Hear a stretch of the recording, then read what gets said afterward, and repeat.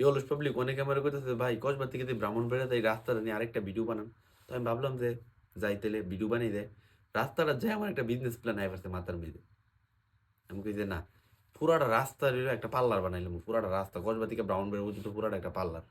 তো পরে আমি যখন এখান থেকে সার্ভিস নিয়ে আইতাছি পার্লারের, কসবায় নামার সাথে সাথে সিনজি ড্রাইভার পাগল হয়ে গেছে। এ বেডা ফুরি আইছে, বেডা ফুরি আইছে, বেডা ফুরি আইছে। ৩ জনে মিললে আমার ৩ ঠ্যাঙ্গ ধইরা টানাটানি শুরু করে দিছে। আমি কই যে না ভাই আমি ফুরি নাই মানুষ। জনতা শপিং টাওয়ারে আমার দোকান আছে খাঁটি ফুল। হেরা বিশ্বাসই করে না।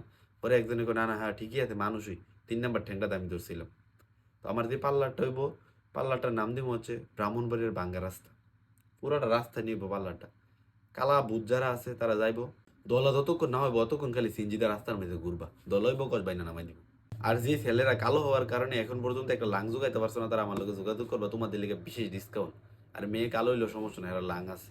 যারা এই পার্লারে সার্ভিসটা নিতে চাও তারা অবশ্যই কমেন্টে কল করবা।